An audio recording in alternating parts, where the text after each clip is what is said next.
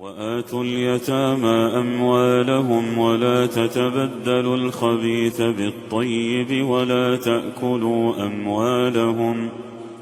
تأكلوا أموالهم إلى أموالكم إنه كان حوبا كبيرا. وآتوا اليتامى او ورک یتیمانو تا اموالهم مالنا دے دوئی ولا تتبدلوا او مبدلوی الخبیث فلت خبیث مال بالطیب دے پاک مال سران ولا تاکلوا او مخوری اموالهم مالنا دے دوئی الى اموالکم دمالن اخبل سران انه بشکدا کان حبا گنادا کبیرا لویا. پدې آیات کې حکم دی چې د یتیمانو مال دوی ته ورکړي. د اسلام دین د یتیمانو د حفاظت حکم وکړ. ابو هريره رضی الله عنه فرمایي چې رسول الله صلی الله علیه وسلم و فرمایل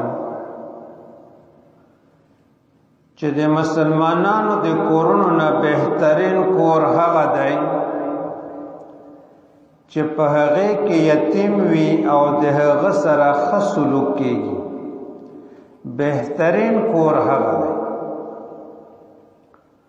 او همداسې د مسلمانانو د کورونو نه بدترین خرابترین کور هغه دی چې په هغه کې یتیم وي او د هغه سره خراب سلوک کیږي، ښه سلوک نه ورسره کیږي. د حدیث ابن ماجه ذکر کړی. نو پکار خدا دا چې د یتیمانو سره ښه سلوک وشي او کوم مالونه چې د دوی حق دی هغه حق یې ورکول شي. او داسې پکار نه ده چې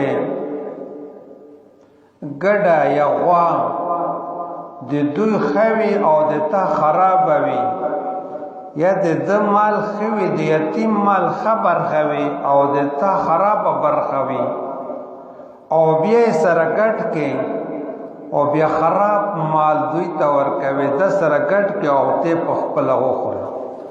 نو کوشش دا پکار دی چې خبیث مال د پاک مال سره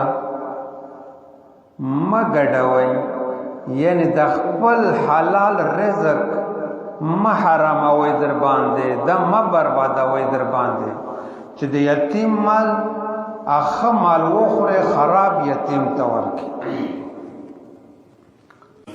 وآتوا اليتامى أموالهم ولا تتبدلوا